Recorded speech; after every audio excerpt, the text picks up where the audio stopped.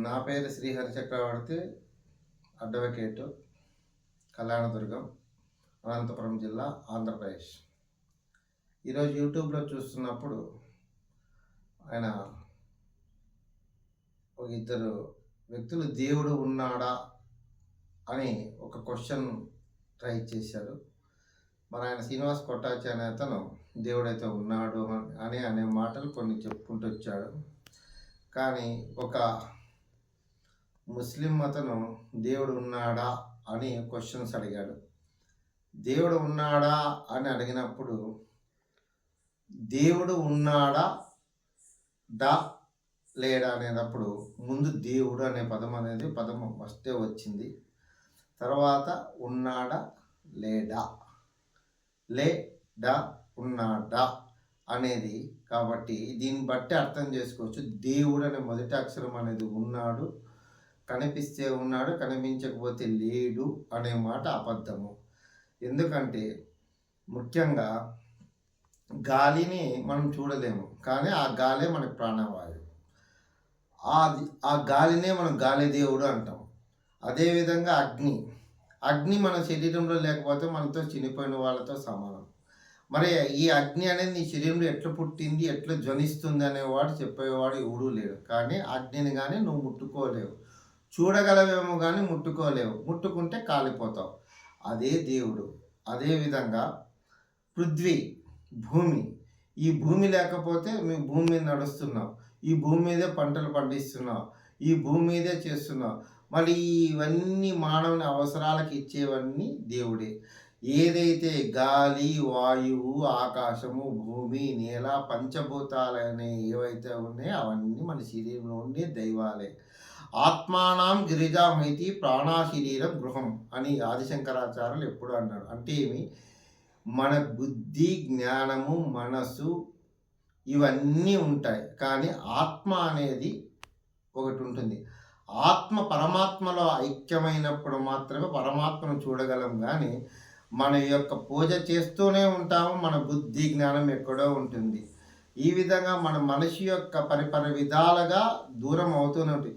ఈ యొక్క మనస్సు కానీ, బుద్ధి కానీ, జ్ఞానం కానీ ఇవన్నింటినీ ఒక చోట కేంద్రీకరించి భగవంతుని చూస్తే ఆ భగవంతుడు కనిపిస్తాడు. కానీ మనిషి అనేవానికి మనస్సు అనే ఒక కట్టి అది మనల్ని కిందికి పడవేస్తూనే ఉంటుంది.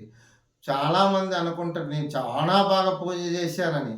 వానికి తెలియదు, పూజ చేస్తూనే ఉంటాడు, బాహ్య ప్రపంచంలో సంచరిస్తూనే ఉంటాడు. అంటే ఆర్థిక ఇబ్బందులు అయితేనేమి, భార్యాభర్తల యొక్క సంఖ్యత ఏమి, అన్నా చెల్లెళ్ళు అయితే పరిపరి విధాలుగా బాహ్యంగా కంటికి కనపడేవి, చెవులు కనపడేవి, ముక్కు వాసన చూసేవి, నోటితో పలికేవి ఆ పదాలన్నీ విన్నప్పుడు మనిషి ఎంత ధ్యానం చేసినా, ఎంత తపస్సు చేసినా, ఎంత పూజ చేసినా భగవంతునికి చేరవవి. మళ్ళీ భగవంతుని చేరాలంటే ఒకటే మార్గమే, అదే ఆత్మను పరమాత్మలో ఐక్యం చేసినప్పుడు పరమాత్మను చూడగలము. మళ్ళీ పరం అంటే సున్నా, ఆత్మ అంటే నేను. మళ్ళీ నువ్వు సున్నా ఎప్పుడు అవుతావు అంటే నీవు మరణించినప్పుడు మాత్రమే నువ్వు జీరో అవుతావు. నీ పుట్టుక తెలియదు, కానీ నీకు ఒక్కటి తెలుసు, కానీ ఏకీభవించవు. మరణము అంటే ఏకీభవించవు. దేవుడున్నాడా, మరణం ఉందా అని అడిగితే మరణము నిజమే, దేవుడు నిజమే. నీ సంకల్పము, నీ బుద్ధి, జ్ఞానము, బుద్ధి అన్నీ ఏకమైనప్పుడు ఈ యొక్క శక్తులు అనేటివి సంపాదించినప్పుడు ఈ బాహ్య ప్రపంచం గురించి కానీ ప్రాపంచిక విషయాల గురించి కానీ ఎప్పుడైతే మనిషి అనేవాడు దూరం అవుతాడో అప్పుడు భగవంతునికి దగ్గర అవుతాడు. అంతేగాని ఇప్పుడు నిజంగా చెప్పాలంటే తిరుపతి దేవస్థానానికి పోతూ ఉంటాం. తిరుపతి దేవస్థానంలో 1000 రూపాయల టికెట్, 100 రూపాయల టికెట్, 500 రూపాయల టికెట్, 50 రూపాయల టికెట్ అని అంటారు. మరి దేవుడేమన్నా నోట్లు ముద్రించినాడా? కానీ ఇవన్నీ సృష్టించినది మనిషి యొక్క అహంభావంతో సృష్టించినవి భగవంతుని మీద ఆపాదన చేస్తున్నారు. భగవంతుడు ఏ రోజు కానీ డబ్బులు ఇవ్వమని కానీ, నిన్ను దీపం పెట్టమని కానీ, నూనె పొయ్యమని కానీ, నన్ను కొలుచమని కానీ, నన్ను కొలుచొద్దని కానీ ఏ రోజు ఏ దేవుడు ఎవరికి ఏమీ చెప్పలేదు. భగవంతుడిని కొలుస్తున్నది నువ్వు, భగవంతుని ప్రార్థిస్తున్నది నువ్వు, భగవంతుని కోరికలు కోరుతున్నది నువ్వు. అంతేగాని ఆ భగవంతునికే కోరికలు కోరుతావు, ఆ ముడుపులే తీసుకోపో ఆ భగవంతునికే ఇస్తావు. మళ్ళీ అలాంటి వ్యక్తులకు నీకు భగవంతుడు నాకు భగవంతుడు ఇచ్చినాడు స్వామి అని పోతావు, నువ్వు ముడుపు కడతావు. భగవంతుడు ఇచ్చినాడు స్వామి, నా కోరిక నెరవేర్చినాడని భగవంతుని దగ్గరికి పోతున్నామని, భగవంతుని చూడాలని, భగవంతుని సంకల్పించాలని ఈరోజు అనుకోలేదు. ఇప్పుడు మీరు ఎవరైతే భగవంతుని గురించి మాట్లాడారో ఆ భగవంతుని చూడాలంటే మీ మనస్సును, బుద్ధిని, జ్ఞానాన్ని అన్నిటినీ, మీ యొక్క శరీరంలో ఉండే ఏ ఆలోచనలు అయితే కనిపించని ఆలోచనే దేవుడు, కనిపించిన గాలే దేవుడు. నీ ఆలోచన నీతోనే ఉంటాయి, కానీ బయటకు మాట్లాడతావు, కానీ నీ ఆలోచనలు ఎవరికి బయటికి చెప్పలేవు, చూపించలేవు.